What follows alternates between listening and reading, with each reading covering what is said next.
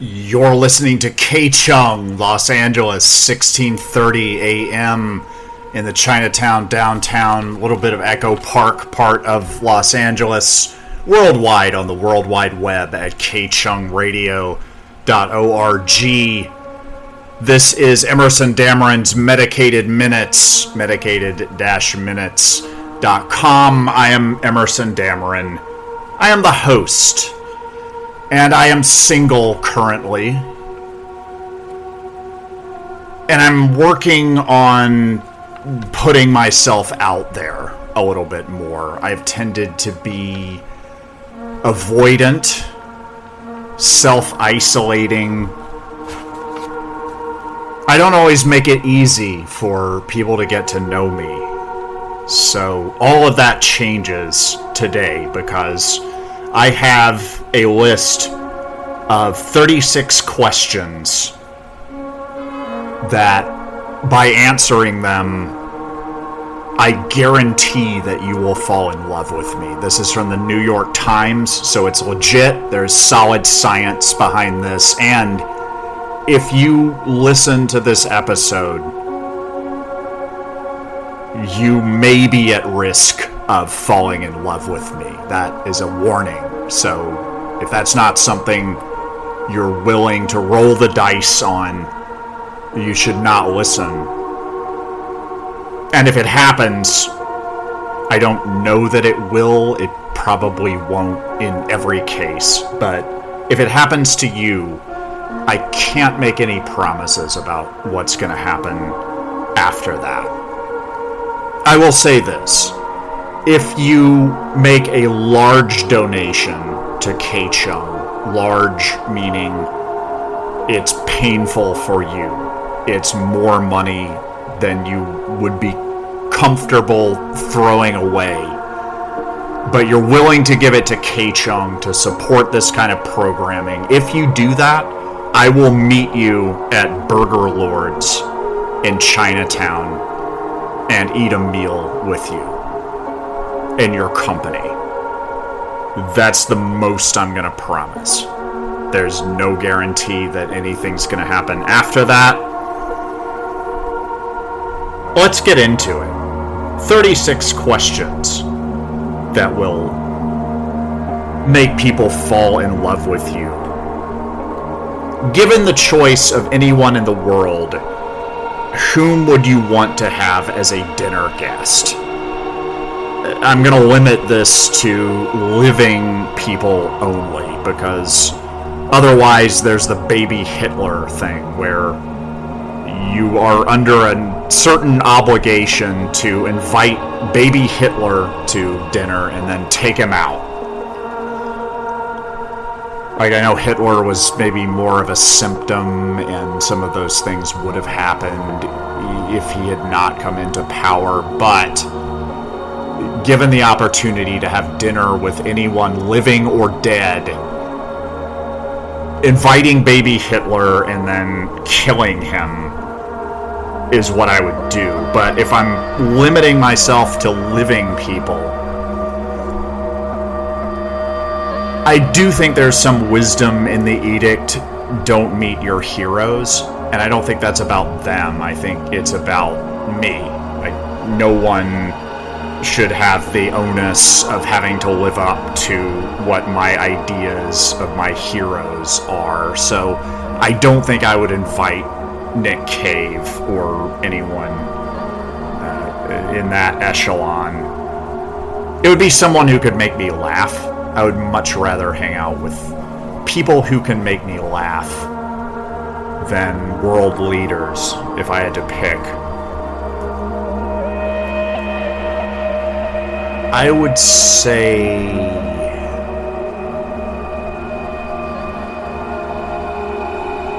given the choice of anyone in the world, whom would you want to have as a dinner guest?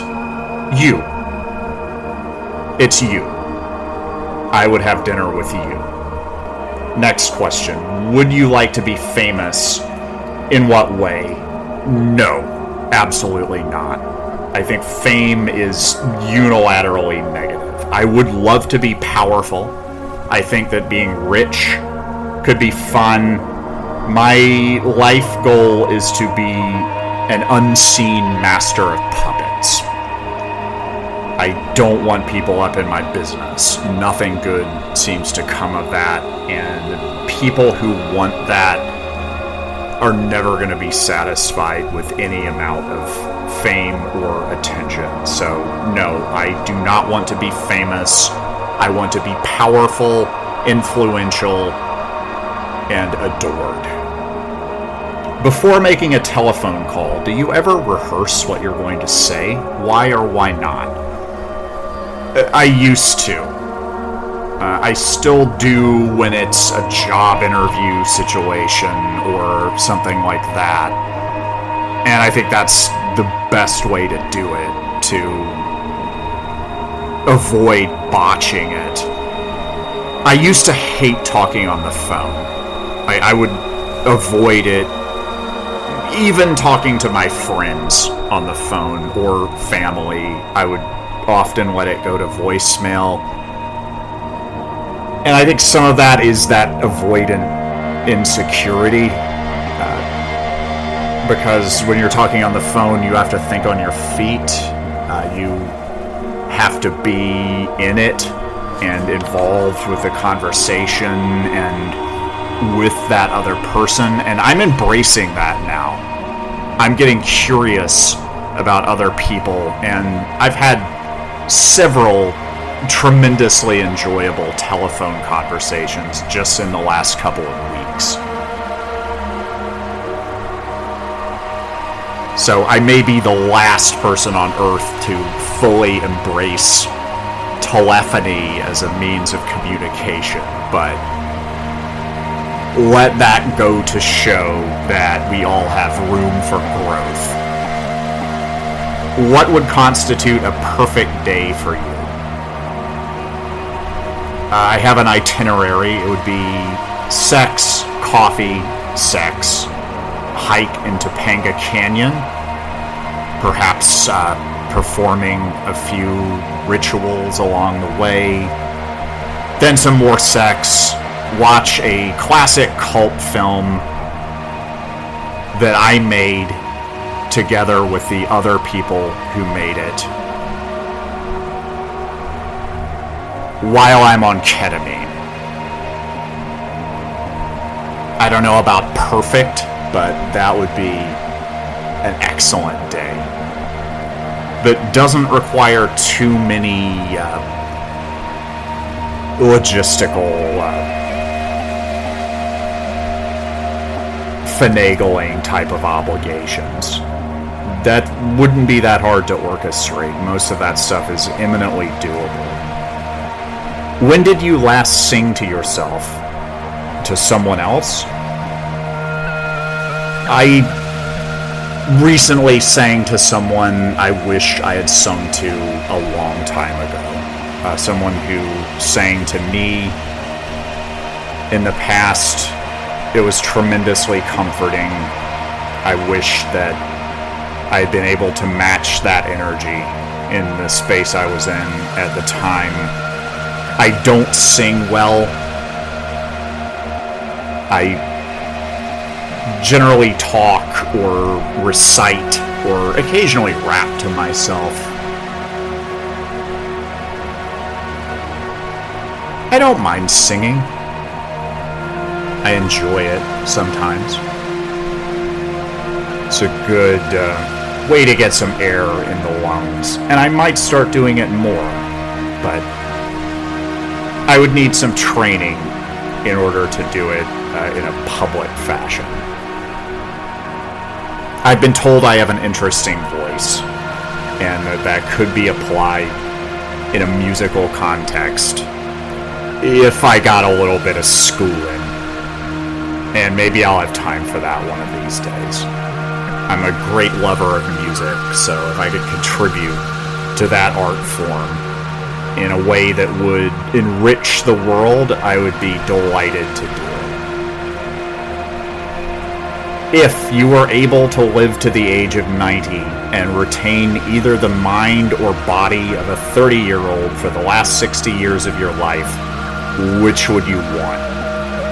I'm going to go with the body, because I was a drunken idiot when I was 30. No offense to idiots. I don't mean to be ableist, but I was lacking in empathy when I was 30. I'm much happier with my brain the way it is now. I do miss some of the physical advantages of being a younger man, so I might have to go with the 30-year-old body. In fact, I'm fully confident in that choice.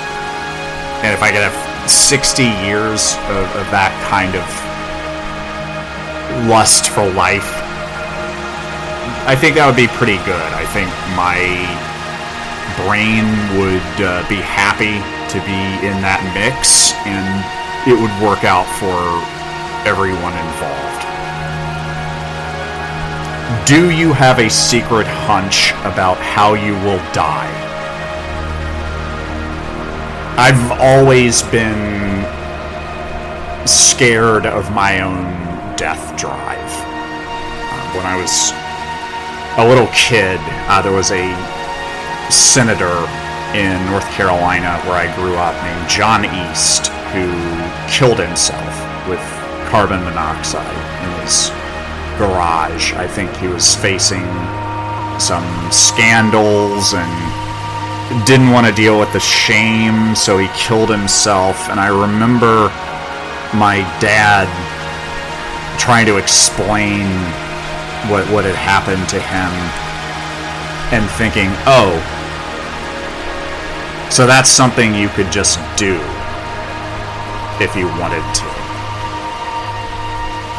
And once that door opens, I don't think it ever really closes all the way, and I felt closer to death throughout my life than would really be ideal or comfortable. I think it injects some urgency into my life. I had a close call a number of years ago, which prompted me to clean up considerably, and I'm a completely different person because of that. I'm glad to be alive. So I guess playing chicken with my own mortality indirectly got me to that point. So thanks, Death Drive. As to how I will actually die, I'm concerned about the big one, the earthquake that has been overdue in Southern California for quite a while. I think that's one way I could go, or just a lot of little ones. The invoice for climate change is also way overdue. Nobody is ready for what's already happened. Things are going to get gnarly. I don't know how I'm going to die. Hopefully, quietly surrounded by loved ones on a lot of good drugs. That's what I'm going for. Name 3 things that you and your partner appear to have in common. And I'm going to say that's you. And I'm at a bit of a disadvantage because this is a parasocial situation and I don't know you or know much about you. I can psychologically project and I can make certain assumptions. I would say that we both breathe. I think we're both pretty good at it. I breathe as a practice. I do some Wim Hof every now and then, some breath of fire if I need to cut my ego down to size in time for an important meeting, or expand what my nervous system is capable of handling. The breath of fire is good for that. I like breathing. I assume that's something we have in common. We both excrete, I'm guessing, which is a good reminder to not take ourselves too seriously, as we're ridiculous animals. And I would say that a third thing that we have in common is that a lot of our pain is from incomplete self-expression. We probably carry around a lot of difficult stuff that is not fully processed. And my wish for both of us is that we have the courage to just let that stuff pass on through, because the full expression of an emotion is that emotion's death knell, according to Stan Groff. And once you move that through, it frees up your energy to work on something else. For what in your life do you feel most grateful? Obviously, it's human connection. And I say that as someone who is an avoidant weirdo who has always had trouble making friends and relating to people no matter how hard they tried. I could not get out of my own way in a lot of cases. And I've had social anxiety and all of that. And I've come to believe more every day that we are who we are in relation to others. That whoever we are in our heart of hearts is not relevant to any meaningful concern. And we have to get out there and connect and get in the mix for life to happen and to figure out who we are and what we care about. So human connection, relationships, people I've smiled at in elevators. I'm grateful for that, and I'm grateful for the ability that we have to grow and change. Growth is always optional. Not everyone does it. But I'm grateful that that still seems to be a possibility for me, and I try to surround myself with people who embrace change no matter how scary it is, and are willing to grow, and I'll see them on the other side. Those are the people I love, and those are the things about being alive that I'm glad are on the table for us. If you could change anything about the way you were raised, what would it be? It might be fun to have obscenely rich parents. Most people don't seem to enjoy it that much. It seems to cause as many problems as it solves. I'm curious about what it would be like. Other than that, yeah, I have some quibbles with the way that things went in my family of origin. There's stuff I'm still hashing out. I don't know what I would change specifically. I would make everyone involved a lot more honest.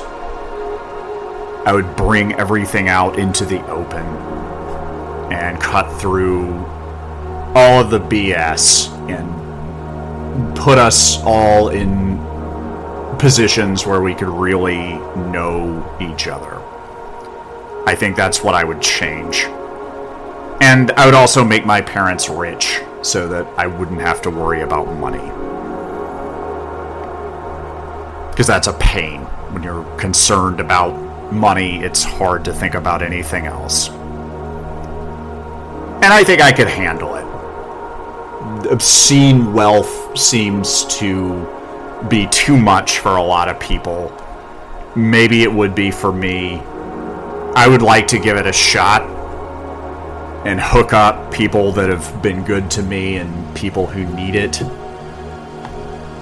Let's try it. I will make my parents rich and also much more honest.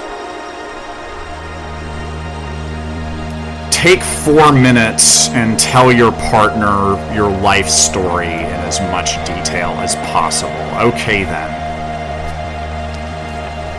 If you scratch a cynic, you get a wounded romantic. And that's me. I spent a lot of time playing in the woods when I was a kid. I had a very rich inner life. I've always been a big reader and a lover of art and music and film, and that allowed me to kind of live in my own neighborhood of make-believe a lot when I was a kid. I was better at doing that than I was at relating to other kids, and that has been a persistent theme. I would say it's gotten a little bit better. I did not have a good day the first day of kindergarten. I think the worst thing about it was when I discovered that there was also going to be a second day of kindergarten, and basically just more and more of that for the next 12 years until I got out of high school, and then there would be college, which sounded like it might be fun, and then after that, work. I was concerned. I didn't want to be locked into that. So the first day of kindergarten was a bit of a shock. I've had good times and bad times since then. I had the difficulties that a lot of teenagers with mental health issues have. I've had a lot of the difficulties that adults with alcohol abuse issues and complex PTSD tend to have. For a lot of my adult life, I was just kind of bouncing from one horrible experience to the next and trying to medicate myself with uneven results. Along the way, I've connected with a lot of fascinating people. I love artists or people who live their lives as works of art. I tend to attract intense women. I'm not a big pursuer, and I can be kind of oblivious, as I mentioned, so the women who are into me enough to get my attention tend to be intense devil girls, and that's brought a lot of excitement into my life. At this point, I'm getting better at getting a little bit more curious and a little bit more perceptive and going for what I want. I stopped drinking in 2014, stopped drinking for good in 2016. Put my head down, got to work, developed a pretty strong work ethic.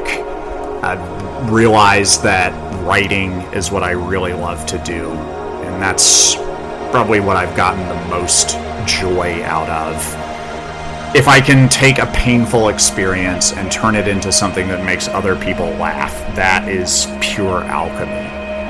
I recently went through a divorce, which needed to happen.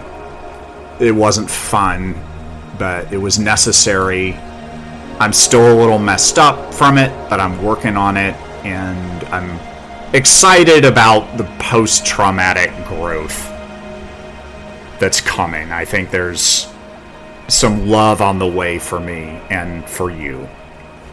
The last few years have been extremely challenging for a lot of us. It's not just you. Thinking about a lot of stuff that happened in 2020 is excruciatingly painful for me. And I don't think I'm alone. We have not gotten anywhere close to dealing with that. I think part of what I want to give to the world is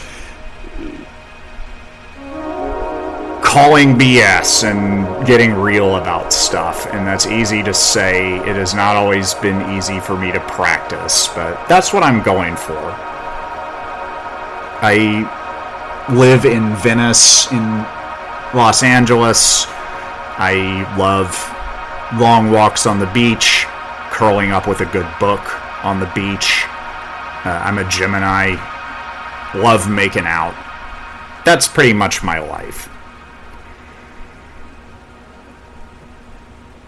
If you could wake up tomorrow having gained any one quality or ability, what would it be?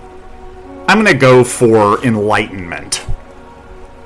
I'm scared, but I'm ready. If I could have any ability, it would be total enlightenment. If a crystal ball could tell you the truth about yourself, your life, the future, or anything else, what would you want to know?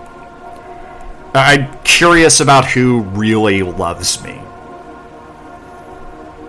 I know there was a guy, Alan Abel, the great prankster, put a fake obituary for himself in the New York Times and observed that the people who were the most grief-stricken were not the people that he would have expected. People he considered in his MySpace top 8 just gave perfunctory condolences, whereas some people that he did not realize he had touched were very stricken by it. Of course, they all hated him when they found out what he did, but I think it would be interesting to know who's really on your ride or die team, because I think if you know that, it tells you a whole lot about yourself and how you're presenting yourself in the world, and that would be fascinating information. It could be disruptive, but again, I'm willing to risk it. Is there something you've dreamed of doing for a long time? Why haven't you done it? Travel! I was a fall-down drunk for many years, and then I was a workaholic. I substituted workahol for booze, and didn't give myself a lot of time off to travel. I would take weekend trips to Palm Springs, and that was about it. And now I'm ready for adventure. Or I will be soon. Maybe not right at this minute. I do have a lot of things that I need to finish up this week that I need to be in Los Angeles for. So I'll get back to you, but travel is something I want to do that I haven't done nearly as much as I would like. What is the greatest accomplishment in your life? Anytime I can get a laugh from telling a story about a painful experience, as I mentioned, that's alchemy to me. I think quitting drinking is something I'm very proud of. Anytime I've been a source of strength for other people who are suffering in that category. And there was one time I broke up a fight. My next door neighbor in college was about to get his ass kicked. He had started a fracas with some other guys, and he was outmatched.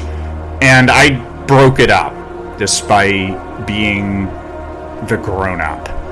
And then had a very long conversation with my neighbor where I think he admitted to himself that he wasn't really happy in that town, and started thinking about how his life could be different in a way that was more conducive to him expressing himself and being who he wanted to be. So I'm pretty proud of that. He could have ended up in the hospital, but instead we got to have a good conversation. So that time I broke up a fight that involved my neighbor is a proud accomplishment. What do you value most in a friendship? I would say curiosity. The willingness to be surprised and explore and grow and change. Because anyone that can do that never stops being interesting. What is your most treasured memory? I think the day I went skydiving in Lake Elsinore would be way up there. Just the way the landscape looked, how bright the colors were. A peyote ceremony that I did years ago. That was a whirlwind romance. Wonderful memory. I think the last day of a vacation that I spent in Charlotte, North Carolina, kind of recently, just everything came together, and there's a picture of me from that day where I'm smiling in a way that I don't normally see. It's off-brand. I was so happy. That's a treasured memory for sure. What is your most terrible memory? My pancreas exploding was not fun, nor was the aftermath of that. When I came home from the hospital, I was full of nervous energy. I had all kinds of free time because most of the structure in my life came from drinking, so I was free to do things, and I was terrible at all of them because I hadn't been cultivating my skills. I hadn't been practicing. That was humiliating, and continued to be for a number of years after that. It took me a while to get it together, and I really had to get down and focus. Everything about my divorce still hurts. A lot of open wounds there. The year 2020 into 2021 is still excruciating to think about. Yeah, I think I might have that in common with a lot of other folks. If it's you, I'm sorry. If you had a great year, I'm glad.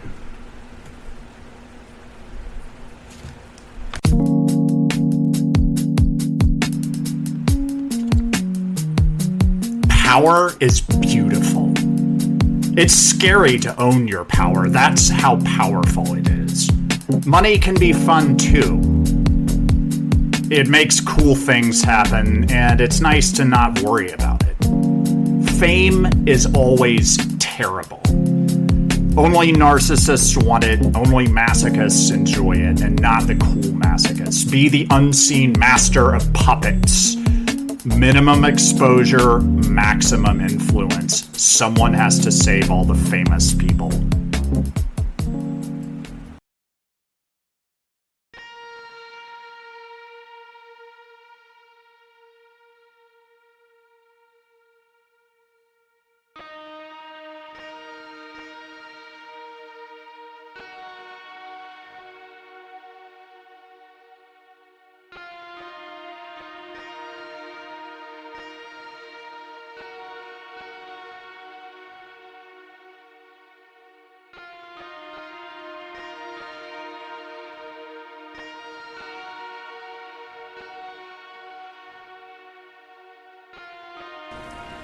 You're listening to Emerson Dameron's Medicated Minutes on KCHUNG 1630 AM, kchungradio.org, medicated-minutes.com. I'm Emerson Dameron, and we're getting back to our little parasocial date where I answer the 36 questions that will make you fall in love with me. So again, that is a risk you run by listening to this. If you knew that in 1 year you would die suddenly, would you change anything about the way you are now living? Why? Yes, everything. I would totally devote myself to travel and writing so that I could be excited and engaged in my last year and see as much of the world and the human experience as the time would allow. And I would also write because I want a legacy. I want to leave something behind, and I think I might have a lot to say if I knew the clock was ticking. I always kind of feel like I'm running out of time, so it might not change too much, but I would spend as much time as possible traveling, writing, and connecting with other folks. Because, again, we are who we are in relation to others. Otherwise, we barely exist. And if I only get to exist for another year, I want to make it count. And get in the sesh. What does friendship mean to you?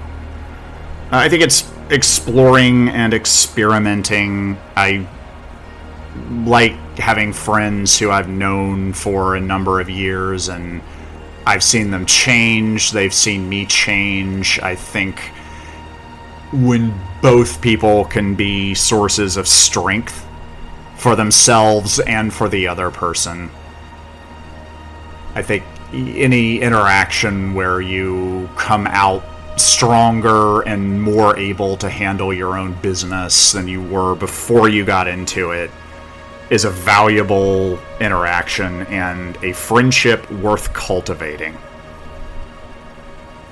I also like people I can talk to and just throw ideas at the wall. Non-judgmental support is crucial.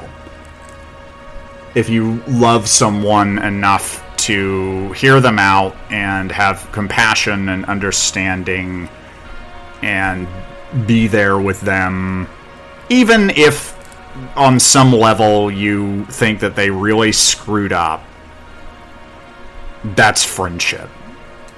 What roles do love and affection play in your life?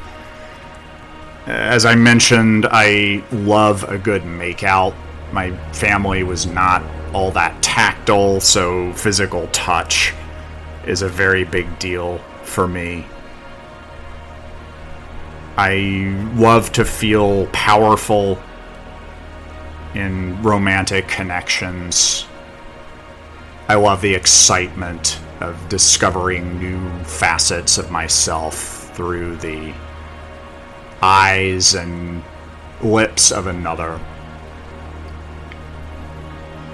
I love the feeling of being in love, at least in the early stages. It made it possible for me to walk all over Chicago in the middle of the night in the winter and have no idea how cold I was or how much of a mess I appeared. I wouldn't say it makes life worth living, but if you're not falling in love every now and then, I do think you're missing out. It is a risk. You can get badly hurt, as I have been many times.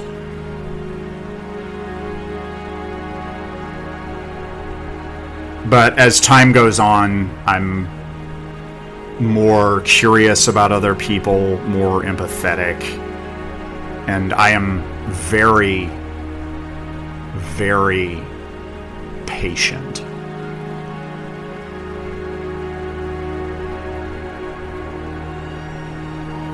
Alternate sharing something you consider a positive characteristic of your partner. Share a total of 5 items. So I'll let you fill in the blanks. I like that you're curious. Now you go. I think that you're cool in a cool way.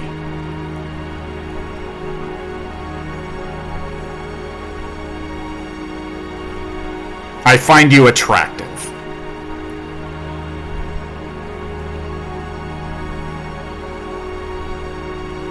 I think that you're smart, incandescently brilliant when you're in the zone.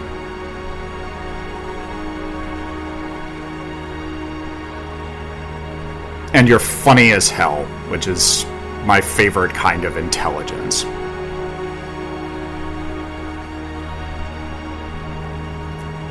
How close and warm is your family? Do you feel your childhood was happier than most people's? I don't know. I don't have any other childhoods to compare it to. As I mentioned, there was a lot of drama and distance in my family when I was growing up. I won't get into it too much because we never did when it was going on. There were lots of secrets and lots of push down emotions, and that created a lot of suffering. I would say everyone's grown up a lot, and I don't hold it against people what they were like many, many years ago. I hope people extend the same courtesy to me. My family could have been closer and warmer than it was, significantly. And my childhood could have theoretically been happier. I don't know how much of my issues are just chemistry or if it was adapting to kind of a weird environment. But yeah, it could have been happier. I hope that most people's are happier. How do you feel about your relationship with your mother? I love my mom. I've watched her grow up. She's very supportive of me in her own way, and vice versa. Name 3 true we statements each. For instance, we are both in the room feeling... I'll go first. We are both filling in the blanks in our experience of each other. Making assumptions, because that's what people do.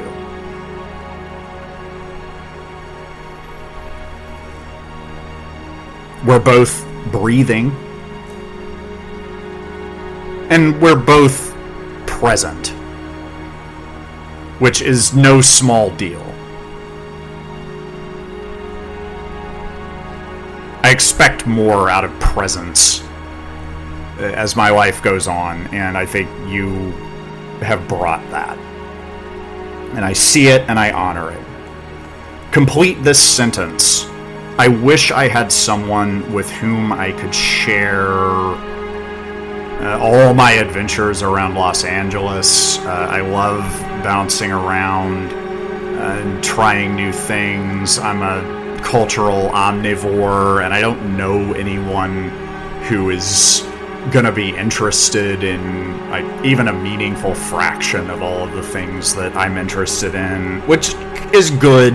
I think social parallax is good. I think you should be involved with different groups of people that don't know each other, because I think having a broad, mixed worldview will serve you well in so many crucial ways. But it would be nice to have somebody that just wanted to try things. Like, a lot of my friends are pretty firm in their tastes, and they like what they like, and they're not really messing around with new stuff. And I'd like to hang out with someone who is just willing to try anything, that just being with that person makes it worth doing. If you are going to become a close friend with your partner, please share what would be important for him or her to know. First of all, I think we would have to be friends. I need some kind of connection beyond just the sex. I'll admit it. Like I said, I'm a wounded romantic. I would want my partner to know that I still have flare-ups of depression and PTSD. I'm doing the work. It means a lot when that is seen and recognized, but sometimes things still get weird. And I will take responsibility for that, but I might just need some patience and support, and I will offer you the same. Tell your partner what you like about them. Be very honest this time, saying things that you might not say to someone you've just met. You got a strong mind. I love you for that. You've got an enormous heart, like the center of the world. You are honest, but not overly sincere. You're able to have some fun with it. You're playful. You're intense. You're passionate. You're not afraid to grow and change. And now you can say some nice things about me. Whenever you want. Doesn't have to be right now, because we're going to keep moving. Share with your partner an embarrassing moment in your life. Definitely falling in love with the wrong people is always painful and embarrassing. I've fallen wildly in love with incredible, intense, sexy, stylish, fascinating women who were just not right for me at the time, and vice versa. I remember pouring my heart out to a woman I'd been dating for a few weeks because I was thoroughly smitten and I wanted to get serious. I wanted us to be a team because I was crazy about her, and she said she was glad I brought it up because she was enjoying being single and I should get tested for chlamydia. That was an embarrassing moment in my life. When did you last cry in front of another person by yourself? I cry during holotropic breath work, which is basically hyperventilating. It's what the aforementioned Stan Groff started doing when the government started cracking down on his large group LSD sessions. And he needed some other way to facilitate those kinds of experiences. And you basically hyperventilate for an hour or 3 while someone sits with you, and it can be a profound experience either way. I don't really have the kind of like ayahuasca flavored hallucinations that I hear about with holotropic breathwork, but what it is an excuse to scream and cry in a group setting for however long you got. I've definitely taken advantage of that. Cried in therapy a few times, which is really none of your business, but there you go. Oh, and I ugly cried in my car yesterday after watching Apocalypse Now on a big screen. I've been going through some stuff lately, and I'm a raw nerve right now, and I watched that movie, which is an amazing piece of filmmaking, and the whole time I was just holding it together. And then as soon as I got in the car and drove out, I put on a sad song that I just discovered that's been haunting me, and just let it go. There was crying and screaming, and it was not pretty. Evolution is beautiful, but it's rarely pretty. Tell your partner something that you like about them already. I like the feeling I get when I look in your eyes. You feel soulful and mischievous simultaneously, and I feel connected to you, and like you're right there with me, but there's this element of mischief, of the trickster, that makes me think we're going to have a really good time. What, if anything, is too serious to be joked about? I think most things are too funny to be serious about. Levity saves lives has been my personal credo for a long time, but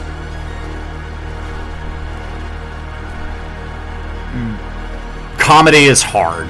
There are no comedy prodigies. The best comedians spend years and years grinding it out at the open mics to try to get funny, And most people are not going to replicate that overnight. So I think with humor, timing is obviously a big deal. You don't want to joke about open wounds. You want to respect the healing process and then maybe joke about it when it's scarred over. And framing, like, who are you? What's the context of the joke? What's the subtext of the joke? What are you really saying? Are you the person to be joking about this? Is this something that you're connected to in a way that gives you skin in the game? All of that is key. And if somebody has been out of shape about something, you're better off taking them seriously. Unless you're an absolute comedy genius. If you were to die this evening with no opportunity to communicate with anyone, what would you most regret not having told someone? Why haven't you told them yet? I would like to thank the French philosopher Georges Bataille for writing his book on Nietzsche. That's a book that I dip into a few times a year. It's been tremendously inspiring. I think at the time, the other philosophers had no idea what to make of Bataille. I think Sartre said that he needed psychotherapy, which is just amazingly condescending. Bataille was a pornographer as well as a philosopher and a wild man. And his book about Nietzsche is the most fun work of philosophy that I've ever read. And I've never had a chance to thank him because he's been dead my whole life. And there's someone else I would thank for saving my life.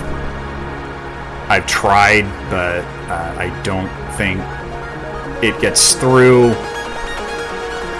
And that's fine. Some people are really bad at handling praise. And praise is scary. Like, you wonder if someone's trying to manipulate you. You wonder if they're keeping it real. It creates a sense of obligation where you have to say something nice about them in return. I get it. I wish that this person could see herself the way that I see her. Your house, containing everything you own, catches fire. After saving your loved ones and pets, you have time to safely make a final dash to save any one item. What would it be? Why? First thing that comes to mind is the laptop. I mean, if I'm going to recover from having all of my stuff incinerated, I'm going to need the laptop to do that. That's kind of at my portal to civilization, such as it is. That's the obvious one. I don't have any pets. Oh, I might get the orchid. I have a beautiful orchid. I feel terrible if the orchid burned alive. I would consider that particular orchid is irreplaceable in a way that the laptop is not. I can always get most of my stuff out of the cloud, but I'll never see another orchid like this. This orchid is once in a lifetime. So I might grab the orchid, or I might grab one of my knives. I started collecting knives recently, and I've used them as altar objects. I've gotten them charged up with all kinds of crazy juju, so I might grab one of those. But the laptop is something I would have to consider, because it would really be a pain to get back on my feet. Regardless, after everything I owned burned up, I mean, that's going to be a bad experience in the best possible circumstances. But if you're going to get back into the game, you will need something to get on the internet with. That's just how it is now. Of all the people in your family, whose death would you find the most disturbing, and why? It might be mine. I don't know how disturbing it is to actually die. And my death is the only one that I ever get to experience directly. And it could be really disturbing. I have my ideas about what it's going to be like, but I don't know. It could be absolutely horrifying. So that might be the most disturbing death, depending on how disturbing death turns out to be. I don't think I could stand losing either of my nieces. I just think I would be... part of me would be fundamentally broken if I lost either of those girls. I don't have kids. I don't want them. I would gleefully kill for either of my nieces if they just said the word. I would have fun doing it. Share a personal problem and ask your partner's advice on how they might handle it. Also, ask your partner to reflect to you how you seem to be feeling about the problem you've chosen. I feel stuck a lot of the time. I haven't really gotten all of my soul back from 2020 yet. I'm casting about. I feel like I'm trying a lot of different things, and I'm doing the work, and I'm getting out there and being actively curious and engaged. It takes my feelings a while to catch up sometimes. And when I'm alone, a lot of the time, I still just feel kind of stuck. Like I don't really know how to get things to the next level. And I'm definitely caught up in my own act. I still find it difficult to just get the hell out of my own way and get my head out of my ass and engage with other folks instead of just the ridiculous noise going on in my own head.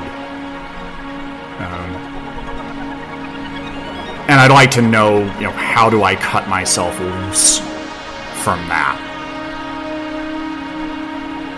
Getting in the body is a big deal. Doing some boxing or yoga or anything that helps you limber up physically. Your body is a big mind. It's not all about the brain. The body is you.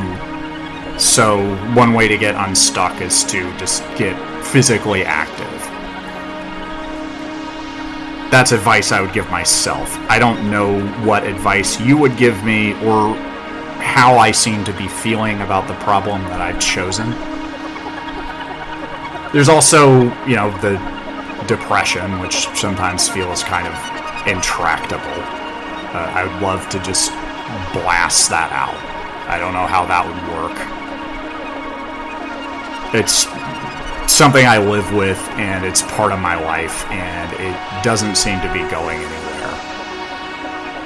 And I think cultivating a better relationship with that is something I'm still getting better at.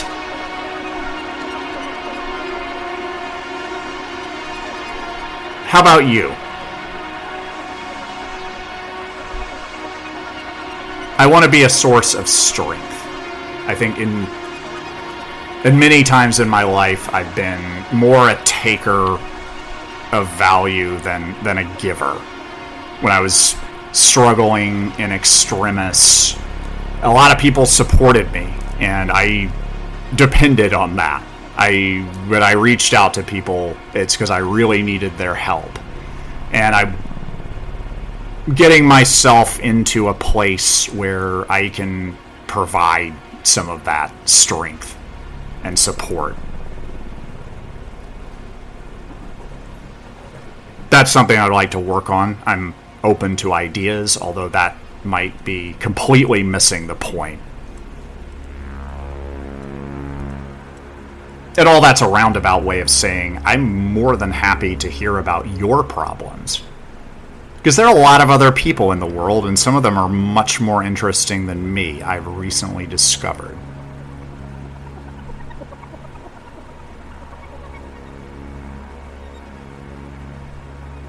And you're about to hear some of them on K-Chung, because that's about it for Emerson Dameron's Medicated Minutes on K-Chung, Los Angeles, 1630 a.m., worldwide on the World Wide Web, kchungradio.org, site for this show, medicated-minutes.com.